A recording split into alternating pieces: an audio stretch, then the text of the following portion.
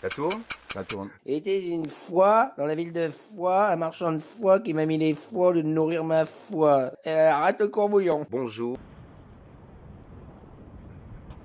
2022, ou le pèlerinage de feu Michel Potet. Allez, un petit clin d'yeux au de feu pour cette nouvelle année 2022. Voyons.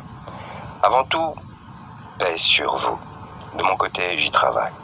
Alors, pas de pèlerinage en 2020, sujet de l'entrée 219 du blog trompeur de Monsieur Potet. Pas de pèlerinage à Arès l'été 2021, sujet de la pseudo-entrée 228 du blog toujours aussi trompeur de Monsieur Potet. Puis, en prévision du congé estival sous les tropiques arésiens 2022, pseudo-sujet de l'entrée 235 du même blog trompeur de Monsieur Potet. Un blog, son blog, dans lequel Michel Potet prend soin de nous informer. Quant à moi, mon espérance pour 2022, se focalisant sur le pèlerinage de l'été, pourra-t-il ou ne pourra-t-il pas avoir lieu? Je suis à l'affût de tout ce qui peut me fournir des indices, car un pèlerinage se prépare longtemps à l'avance. Après s'être étalé, à l'image des discuteurs de toutes sortes, ayant copieusement participé à l'hystérie collective autour de Maître Covid, alias coronavirus, et son passeport obligatoire sur son média dit spirituel, et après avoir, sous plusieurs faux prétextes, en particulier celui de pouvoir conserver autour de lui sa cour, inciter ses ouailles à accepter de se soumettre aux dictates sanitaires des hommes de pouvoir, ses plus fidèles suiveurs se sont fait vacciner et nous pouvons suivre plusieurs témoignages de leur soumission dans le Potet Blog. Ne pouvons-nous pas voir le sujet de cette cure tout autrement? En fait, la maladie macrombienne, tout aussi endémique qu'adamique, provient d'un virus très virulent. C'est celui qui nous a fait choisir d'être maître de la terre et d'en payer tribut en passant par les plaies de Job et par la fosse, l'appel de 1. Ce virus même, que toute personne s'étant penchée un tant soit peu sur la parole délivrée à Arès connaît, celui qui nous a fait choisir d'être maître des arbres et de leurs fruits, décidant souverainement lequel sera planté, lequel sera abattu, quels fruits seront récoltés, lesquels seront mangés par nos enfants, lesquels seront mangés par nos troupeaux. L'appel de 2. Ce virus est la cause d'une épidémie qui décime l'humanité depuis la nuit des temps en détruisant son âme. Il anéantit là le bon livre. C'est une épidémie planétaire, pratiquement totalement mondialisée aujourd'hui, celle du conte. Il a, petit à petit, métamorphosé les hommes en des machines à produire, leur inculquant toujours plus l'obsession du contrôle. Alors la question d'ordre métaphysique à se poser vraiment, n'est-ce pas celle de savoir si ce virus était dans notre ADN avant notre création, ou est-il un virus à ADN? À savoir que, comme l'explique la science, un virus à ADN est un virus qui possède de l'ADN dans son génome. À ce sujet, et en ce qui me concerne, je tends à penser que le virus qui nous a infectés du délire de la domination, maladie adamique, qui s'est propagée jusqu'à devenir une épidémie, celle du conte, fut perfusé dans notre génome dès notre création. Un génome, ne l'omettons pas, qui contient l'ADN de celui qu'on nomme communément Dieu. ADN, que la Bible appelle l'image, Genèse, que Monsieur Potet reprend en refrain comme étant l'image et ressemblance de Dieu. Toutefois, n'omettons pas qu'il prend soin, parfois, de spécifier image et ressemblance positive ou image et ressemblance négative du Créateur. Donc, à mes yeux, la créature édénique, qu'on la nomme Adamé ou Hawa, avait bel et bien conscience du bien comme du mal, puisqu'elle le portait en elle par filiation, ou par intraveineuse, comme pourrait le suggérer le créateur à Arès. Ouvre ta veine, le sang sort, vole le nuage, le bon livre. Par contre, contrairement à ce que l'humanité est devenue aujourd'hui, cette créature, ne l'ayant jamais expérimentée, n'avait pas conscience des répercussions du mal. Il est donc temps de mettre fin à une hantise inculquée par la religion à travers cette dissection de ce qu'est ou n'est pas la nature de l'homme, à savoir le sentiment de culpabilité. Plus connu religieusement sous la fameuse et fumeuse mea culpa, divinité de la flagellation. Alors, contrairement à ce qu'enseigne Monsieur Potet, je ne crois absolument pas que ce soit la créature édénique, qu'on la nomme Adamé ou Hawa, qui ait fait le choix du mal. Elle est seulement, ne sachant rien sur le sujet, à l'initiative du dit péché originel, le mal étant latent en tout et toute chose. Il peut se matérialiser à travers différentes formes, qu'elles soient chaotiques ou destructives. Ces formes étaient déjà agissantes, avant même que la créature édénique, qu'on la nomme Adamé ou Hawa, ne prenne part à la création. D'ailleurs, l'existence du tentateur lui-même, le dit noir, ne découle pas des mauvais choix et des mauvaises actions des hommes, puisque cet être invisible et indépendant, Satan, les démons, qui commet le mal ou l'inspire à l'homme, existait avant que nous agissions. Donc, la seule et unique responsabilité que nous portons et que nous ayons est celle de continuer à nourrir la bête, ou de la mettre au régime.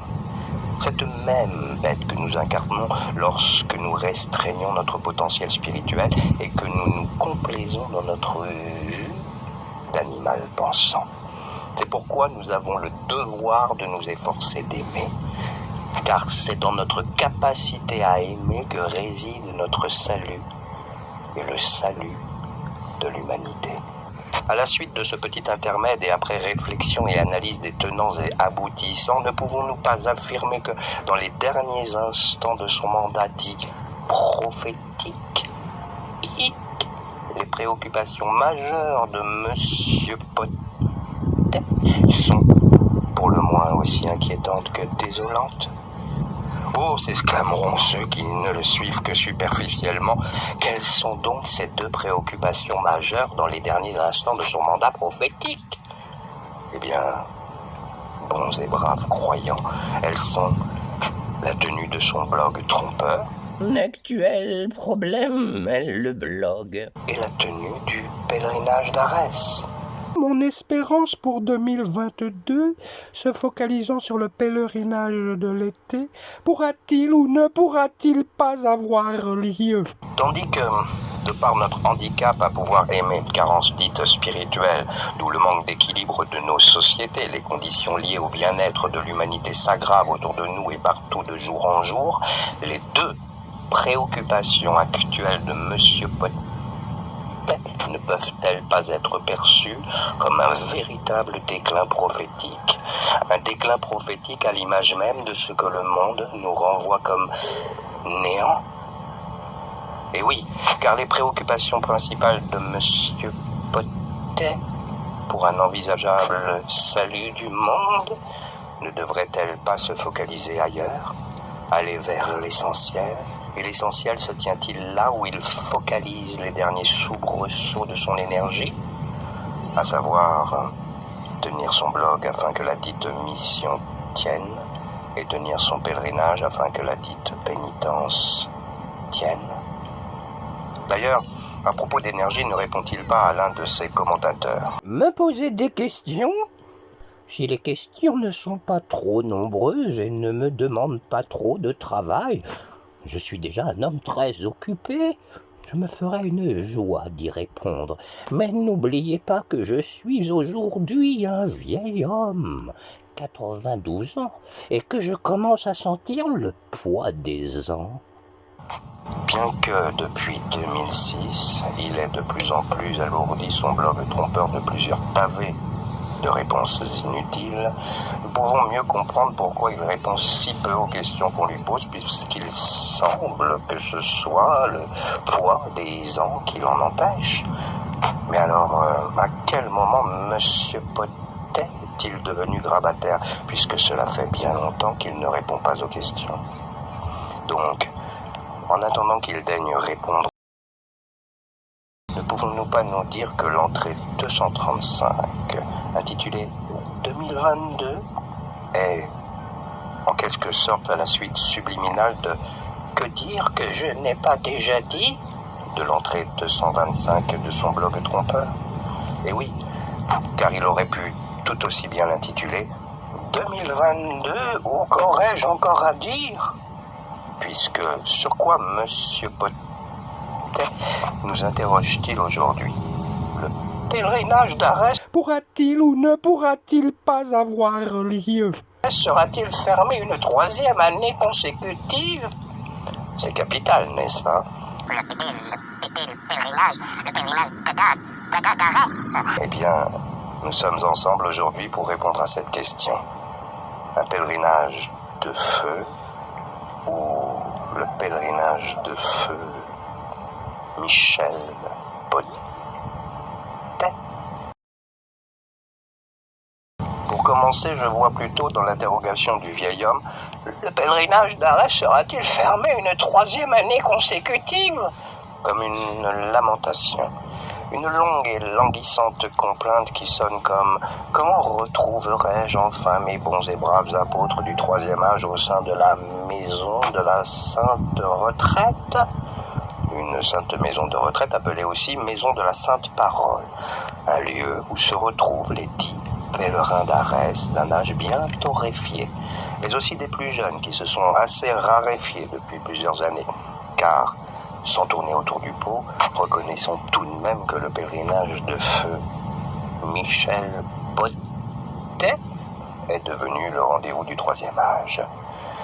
La jeunesse qu'on peut y croiser et qui lui donne encore un semblant de bouffée d'amour et d'eau fraîche est issue, dans sa large majorité, des têtes grisonnantes. C'est la progéniture des 10 anciens, tous ces grisonnants qui ont tenu le coup, ne pas confondre avec tendu le coup de l'appel lancé d'Arès, 25-10, tenu le coup depuis près d'un demi-siècle sans se lasser, à distribuer des tracts. Le tract miraculeux pour lequel Monsieur Potet a tout de même consacré une entrée sur son blog trompeur, le tract et son miracle. Ils ne se sont pas lassés non plus à répéter en boucle un kérim. Et n'oubliez pas, aimer, pardonner, se libérer de tout préjugé, agir avec l'intelligence du cœur, bref, renoncer au mal, soyez pénitents! Lui de leur mettre à penser, sans autre accomplissement que cela. Entre autres, il faut savoir que les personnes âgées se sentent rassurées assises sur les banquettes de la sainte maison de retraite. Vous pourrez remarquer que nous avons pu conserver son petit coussin que nous entretenons avec soin. Tagada soin soin. Tandis que les plus jeunes s'y sont déguisés avec la même panoplie que les anciens. Un kit constitué d'une Bible, d'un Coran, d'une tunique blanche et d'un petit habit de prière qu'on se procure après avoir pris connaissance de la dite révélation d'Arès. Oui, la jeunesse y est déguisée ou parée d'apparat, ou plutôt d'apparence, non sans aucune confusion. Ce n'est pas une jeunesse parée pour le combat que l'univers appelle de tous ses voeux. La jeunesse qui fréquente ce lieu dit saint a accepté, par faiblesse ou ignorance, d'enfiler le pelage des vieilles bêtes du troupeau. Ils sont bel et bien rentrés dans la peau du conditionnement arésien. Un conditionnement influé par le formatage que Monsieur Potet a institué au sein de son mouvement religieux et sectaire.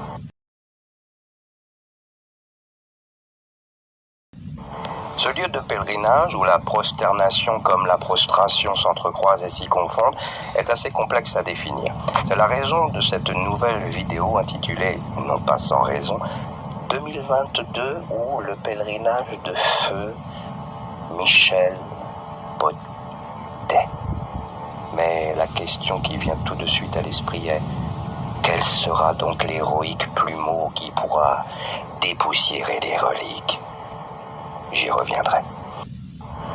En attendant le miracle du vrai changement ou de la profonde reconversion, ce passage des vieilles croyances qui ont plombé l'humanité et qui, par le truchement de la potaiserie, continuent à la plomber. D'ailleurs, à ce propos, on peut régulièrement lire sur le blog trompeur de Monsieur Potet les quelques interventions qui félicitent encore le grand ordonnateur de l'Église du temps qui vient pour la dite déculturation, mot de son cru, à laquelle il procède, tout comme à la soi-disant déreligiosation, mot de son cru, qu'il dit provoquer. Mais, bien sûr, ces intervenants extérieurs, comme les pendus d'Arès eux-mêmes, rendus autant aveugles qu'esclaves à cause de paroles savamment établies sur les siècles par les prêtres, l'appel un d'eux, ne voient pas que ce n'est que de la poudre aux yeux. Oui, en attendant de franchir le cap entre les vieux comportements liés à toutes les croyances à dépoussiérer, enfin, comme un bon livre à ouvrir, enfin, et le renouveau que propose la parole délivrée à Arès, reconnaissons que Monsieur Potet, à défaut d'autre chose, est au moins devenu maître en l'art d'anticiper. Et oui, attention, ne prévient-il pas? Un pèlerinage se prépare longtemps à l'avance. Mais les délais ne dépendent-ils pas du rythme qu'on met au travail ou encore du sens de l'organisation? Qui sont les organisateurs? Peut-être que d'authentiques travailleurs devraient, en termes d'efficacité, briefer ou booster la jante féminine responsable de la dite œuvre du pèlerinage, Madame Chantal Lacombe ou Madame Nina Potet-Mazot. Ou bien lorsque M. Potet n'arrête pas de nous dire qu'il est très occupé et qu'il a beaucoup de travail. Qu'entend-il par travail? Car, ne l'oublions pas, il ne fut jamais qu'un ingénieur en blouse blanche pour finir par être un prêtre en tunique blanche. Quelle est donc sa définition de ce qu'est le travail? À mes yeux, le travail réclame de verser un tant soit peu de sueur, du moins demande un tant soit peu d'effort. Quand aurait-il donc sué?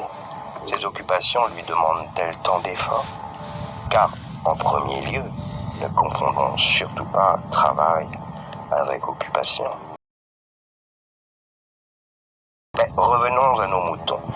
Mon petit popo, mon petit popo, mon petit poté, mon petit propro, mon petit propro, mon petit prophète vénéré. Je suis pépé, je suis pépé, je suis pèlerin d'Arès Grand-P. Je suis soso, je suis soso, je suis sauvé. Face aux nombreuses injustices et aux diverses abominations dont le monde est pétri et face à l'inconsistance qui deviendra historique, des dits héros issus du dit petit reste formaté par Monseigneur Potet Ier, n'est-ce pas tout à fait légitime de nous interroger sur les priorités ou disons sur l'ordre des préoccupations que l'individu partage avec nous sur son blog? Ne pouvons-nous pas nous demander sincèrement où sont ses véritables motivations? Et oui, s'inquiéter de la tenue du dit pèlerinage 8 mois avant d'en savoir plus sur les décisions sanitaires que prendront les têtes couronnées pour notre bien-être, est-ce de l'inconscience, de la prévention, de la prévision, une obsession ou du dit prophétisme? Le dit prophétisme qui devrait, n'est-ce pas, se focaliser à livrer la parole sans taire ce qui déplaît au monde. Comme par exemple sortir du conte, comme le prône le bon livre. Et cela afin que le malheur ne submerge pas le monde, et non pas à l'image de Monsieur Potet et de sa clique prosélyte qui, craintifs, n'ont pas pu sortir du monde, se distinguer du monde, n'est-ce pas? Car, sérieusement, entre nous, sorti du charismatique leitmotiv de Monseigneur Potet Ier, il nous faut reconnaître, sans complaisance aucune, que les 10 pèlerins d'Arès n'ont pas livré la parole, aisance qui déplaît au monde. Et le malheur est venu et vient toujours plus pesant sur nous et sur le monde. Je pose donc la question. Le dit prophétisme ne devrait-il pas se donner les moyens de réconcilier la créature libre avec la création libre, au lieu, à l'image de ce que Monseigneur peut-être Ier laissera derrière lui, de la scandaliser toujours davantage au nom de Dieu, tout autant que les religions ont scandalisé le commun des mortels au nom de leurs critères systémiques, critères que l'on retrouve sous des nouvelles comme des formes déjà bien connues dans le mouvement des dits pèlerins d'Arès. Les mêmes bases sur lesquelles se sont érigées les religions. À la différence près que, dans le cas présent, les titres comme les termes qui définiront la doctrine de l'Église du temps qui vient ne seront plus ceux que nous connaissons déjà et auxquels nous nous sommes adaptés de gré ou de force. Il faut savoir tout de même que tout ce qui est ou retourne sur les rails d'un système tue la vie. Alors, pourquoi parler au nom de la vie lorsque on participe à la tuer? Ce qui est d'autant plus affligeant, c'est que Monsieur peut-être puisse dire À tous les prophètes se sont substitués des religions. Face à ce constat, je tremble. Je tends à me dire, ce sera pareil pour nous. Mais pourquoi parle-t-il au futur? Je vous le demande, car à son dit prophétisme, la religion n'aura pas à se substituer puisqu'il l'aura religiosé lui-même de son vivant. Et cela est sûrement unique dans l'histoire du prophétisme. En tout cas, souhaitons-le. Sinon, nous devrions comprendre que plusieurs dits prophètes furent des imposteurs comme les Monsieur Pautet. Mais réfléchissons plus avant, allons plus profondément, nous creusons.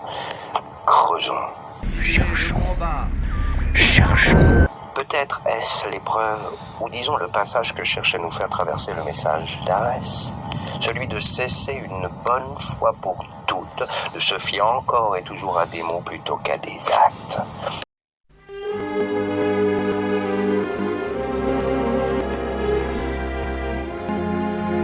C'est étrange. Je ne sais plus ce qui m'arrive.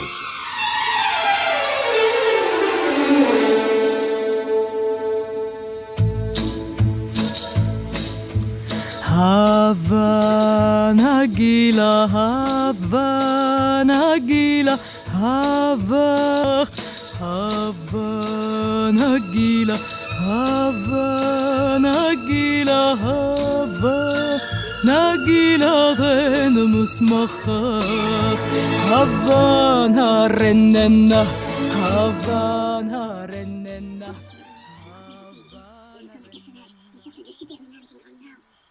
Encore les mots, toujours les mêmes mots.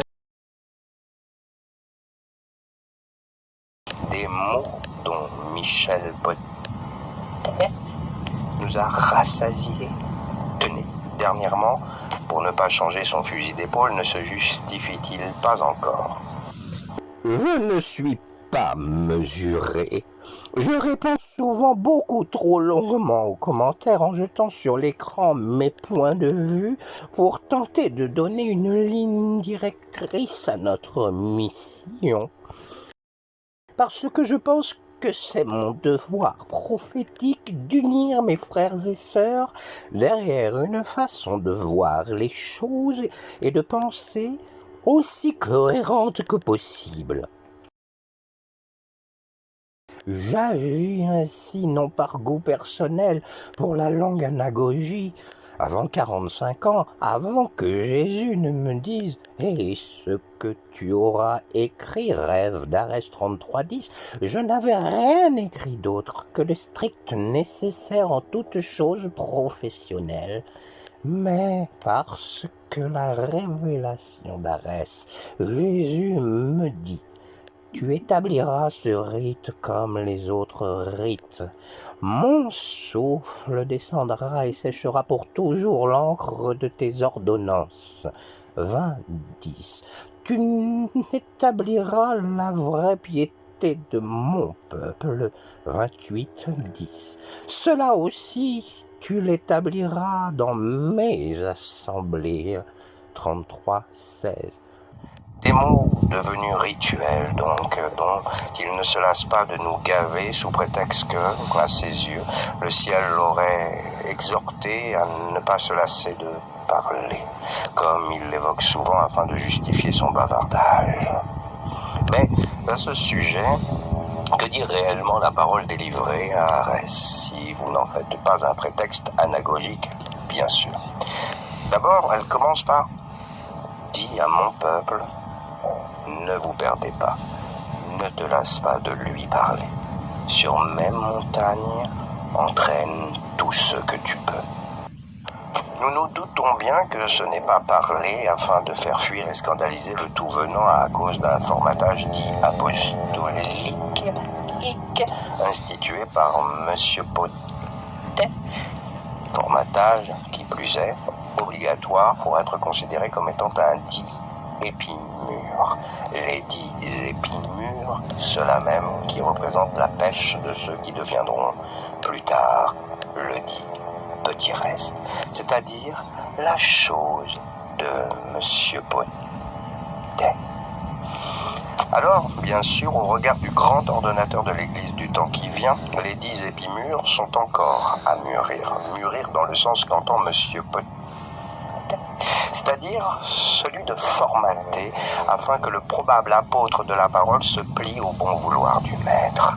Pourtant, que dit encore la parole à ce sujet ? Tu n'as pas idée du labeur, des peines et des larmes, 70 fois 7 fois plus dur que les tiens, qu'il a fallu au grain pour mourir en terre, germer, échapper aux vers et aux oiseaux, élever sa tige au-dessus de lui et la mûrir. Cela, je l'ai fait pour toi. Donc, mûrir les épis ne le concerne absolument pas. Ce qui le concerne, et devrait concerner les apôtres de la parole, c'est de donner de la sueur et de la fatigue à la gerbe, à battre la gerbe, à étaler son grain, à le retourner dans la grange, pour fabriquer le bon pain de la vie, pour ainsi dire, permettre le passage, la métamorphose de l'homme en frère. Les hommes deviennent les frères, le monde devient le nuage d'or où les nations s'embrassent, où le frère ne vend pas le pain et la laine. Pour ma part, j'entends par pain la nécessité de manger et par laine la nécessité de se loger. Ainsi, contrairement à l'homme, le frère sort du compte.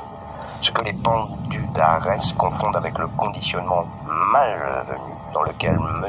Potet les a plongés. Celui qui voudrait faire des hommes à son image. Le petit reste regroupe ceux qui vivent comme je vis, qui prêchent comme je prêche, qui se comportent autant qu'ils le peuvent comme moi. Formatage ou conditionnement que lui et sa clique prosélyte pratiquent sur tous ceux qui voudraient rejoindre ou se mettre au service d'une dite assemblée. Assemblée définie, ne l'omettons pas, comme des assemblées de Dieu et souveraines d'elles-mêmes par la parole, et comme laboratoire du monde futur par M. Potet lui-même. Mais cet exposé n'existe que plaqué dans la parole délivrée à Arès, puisqu'il n'existe au sein du mouvement religieux et sectaire des 10 pèlerins d'Arès. Chez les 10 pèlerins d'Arès, où le dit laboratoire n'est en fait qu'une table d'opération sur laquelle on vous ausculte afin de vous extirper votre liberté de penser. Vous retirez doucement mais sûrement tout libre arbitre. Monsieur Potet est donc intrusif dans sa manière de chercher à formater le dit petit reste. Un petit reste qui ne devrait renvoyer qu'à l'image d'une pieuse gente. étant sans aucun doute possible indie et puis mûr, j'ai toujours refusé cette intrusion. C'est pourquoi je n'ai jamais été considéré comme étant un membre de son dit petit reste. Bref, les épimûris, dont je fais donc partie, ne sont en fait que les hommes prêts à admettre, sans tergiverser, que le Créateur puisse encore envoyer aux hommes sa parole dans les livres, afin qu'ils puissent devenir frères. Frères dans le sens dont l'entend la parole, c'est-à-dire celui qui a le feu, le bouillon dans son cœur, le tison dans sa moelle. À cet effet, la parole précise et spécifie si bien que parler est dans l'objectif d'entraîner à l'ascension, par les sentiers chevriers, tous ceux que nous pourrons. Ça, de la part de Monsieur Potet, c'est donc bel et bien loupé, puisque, comme nous venons de le voir, nombreux sont ceux qui réfutent ou refusent, consciemment ou inconsciemment, ces procédés douteux, puisqu'ils sont assimilables à de la manipulation. Ensuite, la parole précise. Dis-lui, à mon peuple, le tentateur rôde par la terre. Bien que Monsieur Potet puisse enseigner, nous croyons à l'existence d'un tentateur, le noir. Nous ne croyons pas. Il ne dit pas le tentateur rôde par la terre. Il dit plutôt Quant au démon, au Satan, ou au sieur Satan, il n'existe pas. Le mal est dans le cœur de l'homme qui en a hérité d'Adam. L'homme est son propre démon. Puis, autour du fait de ne pas se lasser de parler, par la bouche de Jésus, la parole délivrée à Arès poursuit. Tant que Jérusalem n'aura pas regagné l'air céleste, ne te lasse pas de dire aux riches, aux puissants, aux impudiques et aux prêtres et aux autres qu'ils tirent maintenant abondance de la terre, de l'or, du fer et du feu, du salaire de l'ouvrier, de l'humilité des petits, des faiblesses des pécheurs, et qu'ils ont mis en loi leur rapine, leur injustice et toutes leurs abominations, en alliance qu'ils font habilement sceller par ceux qu'ils dominent, pour les corrompre, les tromper, les voler. Ainsi, le Créateur, par la bouche de Jésus à Arès, ne cherche-t-il pas à envoyer ses enfants libres, ceux-là même qui sont tous couronnés de la mission de prôner et d'enseigner la liberté absolue, et non pas trôner à accaparer la liberté d'autrui sous divers prétextes comme le fait Michel Potet, des enfants couronnés comme l'est Jérusalem, prévenir tous ceux qui, soit par intérêt, soit par manque de pudeur, alourdissent le monde par le conte que leur temps est compté, justement. Et le dit tentateur n'est-il pas justement cet être démoniaque et délirant qui inspire le conte, sans se lasser? Mais au lieu de cela, Monseigneur Potet Ier nous a tsétsé. Vous connaissez?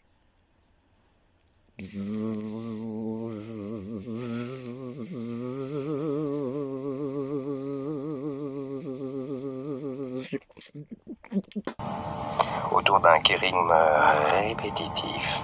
Et n'oubliez pas, aimer, pardonner, se libérer de tout préjugé, agir avec l'intelligence du cœur, bref, renoncer au mal, soyez pénitents.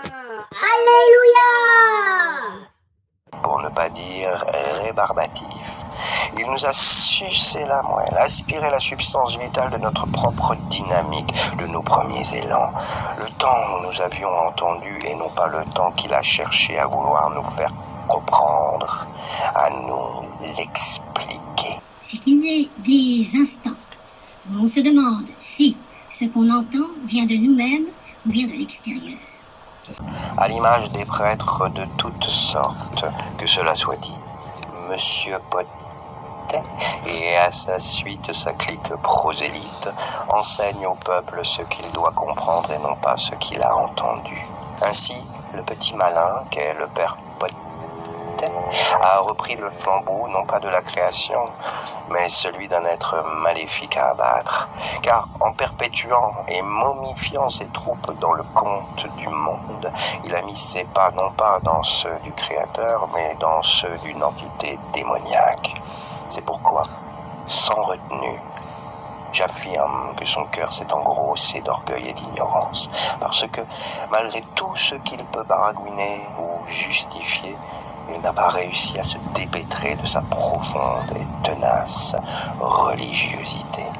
Alors, en ce qui me concerne, je ne me demande plus pour quelle cause Monsieur Potet travaille. C'est tout vu. D'ailleurs, à ce propos, dans quelle voie la parole nous met-elle? Je te livre un langage qui lui donnera l'intelligence, comme je l'ai livré aux prophètes et aux disciples.